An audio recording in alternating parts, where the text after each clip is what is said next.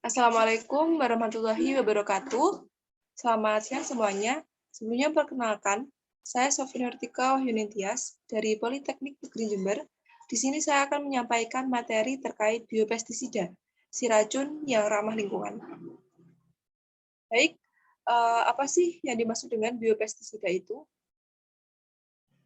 Jadi, biopestisida dapat diartikan sebagai semua bahan hayati yang digunakan untuk memberantas hama atau penyakit. Biopestisida didefinisikan sebagai pestisida berasal dari alam yang tersusun dari semua organisme, yaitu hewan, tumbuhan, bakteri, dan juga mineral.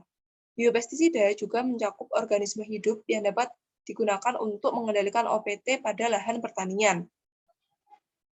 Dan selanjutnya, apa jenis-jenis dari biopestisida? Jadi, jenis-jenis biopestisida ada 3. Yang pertama, yaitu biofungisida. Biofungisida merupakan jenis organisme hidup yang bisa digunakan untuk mengatasi jamur karena berperan sebagai hama dan bisa menjadi sumber penyakit. Untuk mengendalikan jamur patogen, para peneliti menggunakan jamur parasitik yang dikenal dengan biofungisida atau mikrobial fungisida yang berperan aktif untuk memberantas jamur. Jenis mikroba tersebut dapat mengendalikan hama patogen dan sudah dilakukan sejak 1983. Selanjutnya yaitu contoh bahan dasar biofungisida dapat ditemukan pada bumbu dapur. Yang pertama adalah bawang putih dengan nama latin Allium sativum L, senyawa kimia lain yang dapat merusak membran jamur yaitu saponin yang terdapat dalam bawang putih. Jadi, saponin mempunyai kerja untuk merusak membran plasma dari jamur. Yang kedua yaitu kunyit dengan nama latin Curcuma domestica. Hasil dari beberapa penelitian menunjukkan bahwa senyawa metabolit sekunder yang terdapat dalam kunyit dapat menghambat pertumbuhan miselium jamur, sehingga kunyit dapat dijadikan sebagai pengendali hayati tanaman yang disebabkan oleh jamur. Yang ketiga adalah lengkuas.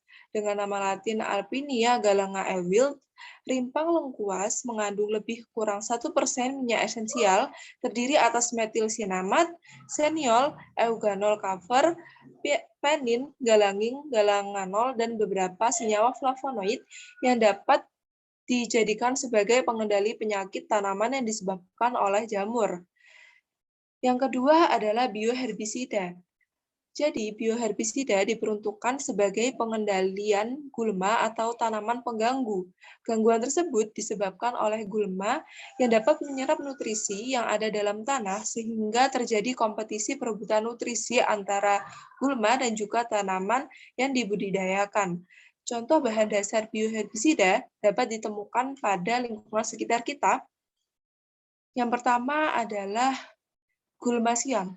Manfaat yang dapat diperoleh dari bioherbisida ini adalah untuk menanggulangi gulma dengan cara yang ramah lingkungan.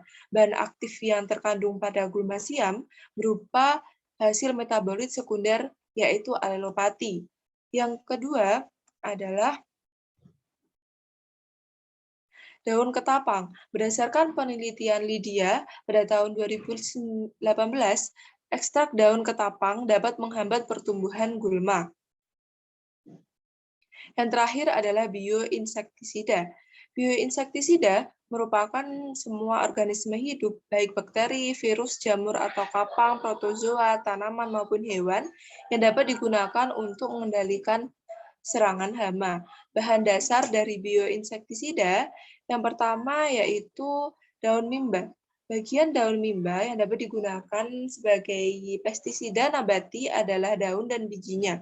Ekstrak daun dan biji mimba mengandung senyawa aktif utama yaitu azadirachtin. Selain bersifat sebagai insektisida, daun mimba juga memiliki sifat sebagai fungisida, virusida, nematisida, bakterisida, maupun akarisida.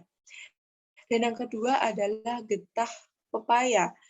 Jadi, getah pepaya mengandung kelompok enzim cysteine protease seperti papain dan kemopapain, serta menghasilkan senyawa-senyawa golongan alkaloid, terpenoid, flavonoid, dan asam amino non-protein yang sangat beracun bagi serangga pemakan tumbuhan. Dan yang terakhir adalah manfaat biopestisida. Jadi apa itu manfaat dari biopestisida? Keuntungan penggunaan biopestisida menurut Kumar 2012 antara lain yang pertama adalah tidak berbahaya dan aman bagi lingkungan karena biopestisida tidak banyak menghasilkan racun dibanding dengan pestisida alami. Yang kedua adalah target spesifik. Maksud dari target spesifik yaitu target yang langsung pada tujuan. Yang ketiga adalah efektif meski dalam jumlah yang sedikit, dan yang terakhir adalah digunakan dalam komponen IPM. Baik, itu yang dapat saya sampaikan. Terima kasih atas perhatiannya. Wassalamualaikum warahmatullahi wabarakatuh.